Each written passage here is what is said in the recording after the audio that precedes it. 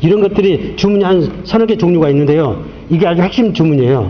이 주문을 계속 읽는 거예요. 계속 외우는 거예요.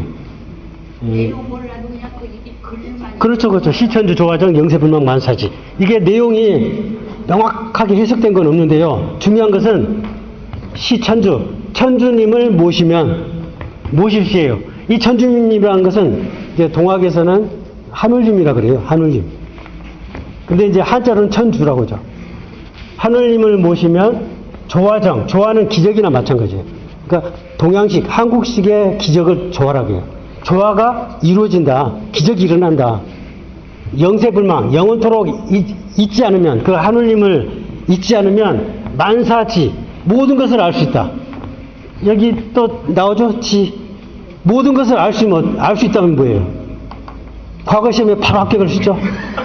모든 것을 아니까.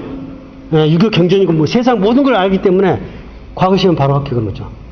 과거 시험 중에는 경전을 외워서 쓰는 것도 있지만요. 지금 시대를 논해라.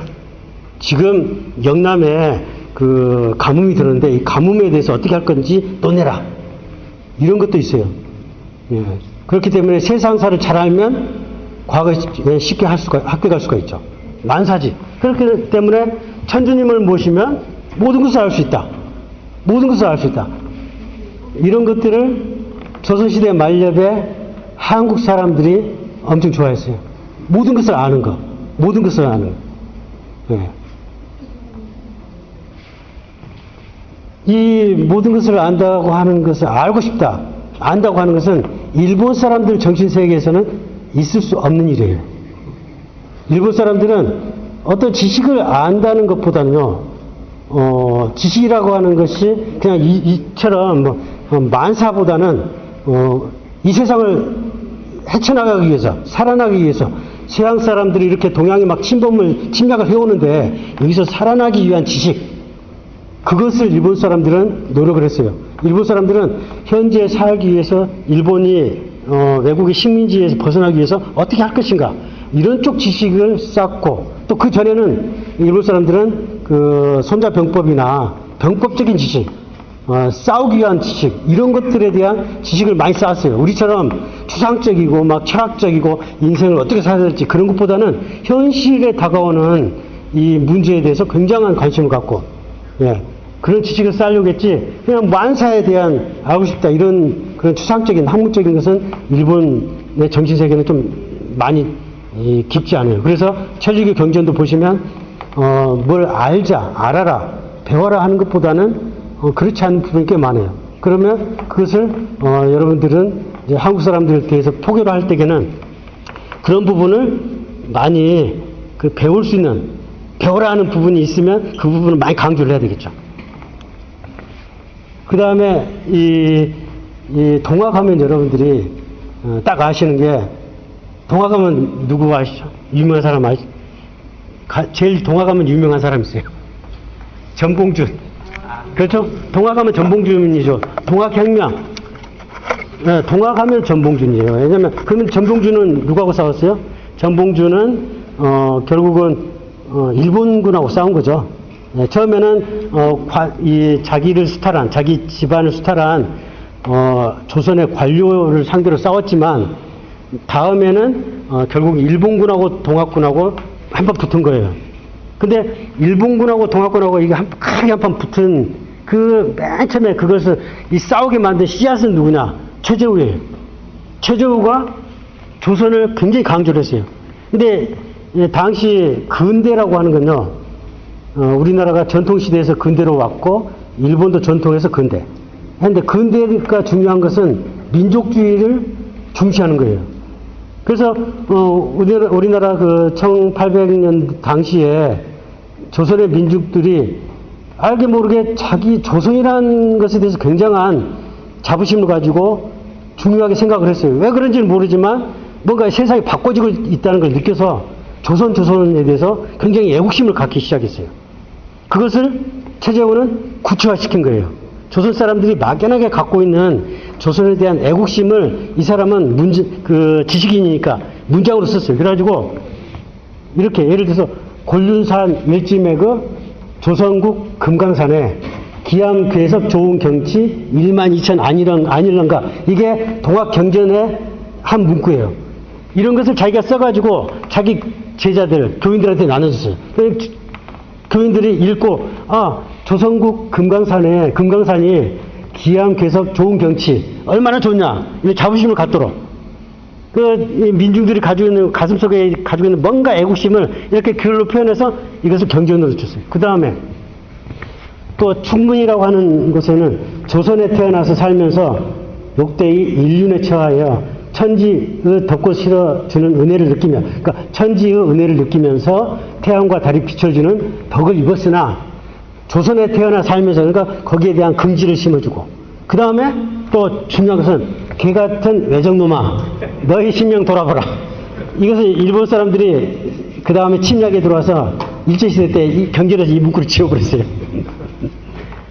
이 개 같은 외적놈아 이게 대표적인 동학사상의 아주 핵심 부분이에요.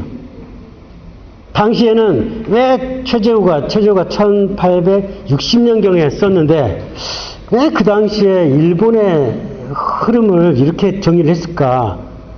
그건 모르겠는데요. 이렇게 이야기했던 것은 왜 그러냐면 최재우가 자기 조상 중에 아주 몰락한 양반 가문이었는데 임진왜란 때 일본 놈들이 들어왔을 때에 전방에 서가지고 출세한 조상이 한 사람이 있었어요. 그래가지고 집안이 그 덕분에 조금 흥성했어요. 근데 최재우는 이제 분명히 일본 놈들이 들어올 텐데 오면 내가 또 전방에 나가겠다. 그래서 나를 통해서 우리 집안이 흥성하게 해야겠다. 그런 게 잠재의식이 있었을지 몰라요. 근데 어쨌든가 최재우는 일본 놈들이 쳐들어올 줄 모른다는 생각을 막연하게 갖고 있어요. 그래가지고 이것을 안심가라고 하는 특히 여성들한테 쓴 글 안에 개 같은 외적놈아 이걸 써가지고 읽게 하고 외우게 했어요. 이게 최재우 때는 신도가 한 10,000명이 안 되고 한 수천 명 됐을까요? 그 다음에 최재우가 죽고 최시영 때 2대 교조 때는 한 10만 명은 안 되고 한 5, 6만 명이 됐을 거예요. 강원도 최재우 때는 주로 경상도 그 다음에 2대 교조 최시영 때는 충청도하고 강원도 그 지역에 한 2, 3만 명의 교인들을 키워놓고 또 잡혀서 일본군한테 잡혀서 죽었어요.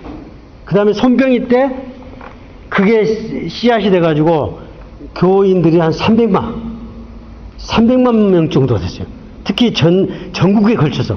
그리고 젊은 사람들이 거의 다 동학에 가입할 정도로 이 동학이 그야말로 탈추종을 불허할 정도로 큰 교단이 됐어요. 근데 그 교단이 되면서 이 최재우가 써놓은 이 경전이기 때문에 다 외워야 되는데 거기에 개 같은 외적놈만 계속 나오는 거예요. 근데 마침 그때 일본이 침략하는 시기였죠. 그래서 조선 사람들은 동학에 더 흠뻑 빠진 거죠. 이 우리 교조 최재우가 이렇게 미래를 예언해서 이 외적놈들이 들어온 걸 예언을 했는데 근데 외적놈들이 정말 들어오고 정말 우리를 못 살게 하는구나 하면서 가슴속에는 항시 뭔가 이 조선 그리고 외놈들한테는 절대 넘어가지 않아야겠다는 그런 것을 은연중에 갖고 있었죠. 예. 그래서 이 조선이라고 하는 이것을 키워드로 삼아서 동학은 사실은 그런 것을 조선 사람들, 한국 사람들의 그런 측면을 자극을 하고 그 미래를 예언을 하고 한 게 맞아떨어졌어. 아주 잘. 거꾸로 천리교에서는 나카하메 미키 교조가 일본이 앞으로 더 크게 전 세계를 호령할 것이다. 이런 걸 자꾸 썼죠. 그래서 그게 또 일본의 상황과 맞아떨어진 거예요. 그래서 일본에서 러일 전쟁을 계기로 천리교 교단이 그야말로 한국의 동학처럼 엄청난 세력을 크게 확보하게 됐어요. 그 확보하게 된 이면에는 그렇게 일본 사람들의 그 민중의식에 남아있는 그런 일본이 앞으로 크게 될 거라는 그런 것을 자극하는 게 있죠. 그래서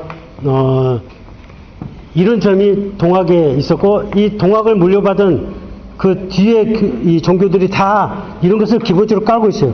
물론 어느 나라 신종교는 다 이런 걸 깔고 있지만 사실 상당히 노골적으로 이런 걸 전제로 깔고 교인들을 포섭하고 그렇게 하는 거죠. 요즘에 이 신종교들도 마찬가지예요. 요즘에 신종교들은 제가 LA에서 잠깐 들은 이야기인데 앞으로 한국이 이 미국을 제치고 전 세계를 휘어잡는 이 민족 나라가 될 것이다. 이런 게 아주 이 전파가 되고 있어요. 근데 그런 전파가 어디서 나오냐? 최근에 한국의 신종교 단체들 쪽에서 그런 말들이 나와요. 예, 그런 것을 자극하고 그런 식으로 희망을 주고 그래서 큰 이야기를 하고 하는 게 사람들이 그걸 매력을 끄는 거예요. 저는 LA에서 깜짝 놀랐는 게 차를 타고 가는데 한국인 기사더라고요. 이야기해 보니까 한국의 뭐 신종교의 교인은 아닌데 아주 그 신종교를 아주 엄청나게 칭찬을 하고 그 사람들의 말을 100% 믿는 LA 한국 교포가 있더라고요. 어쨌든가 이런 조선이라는 게 또 동학에서는 중요하다는 것을 말씀드립니다.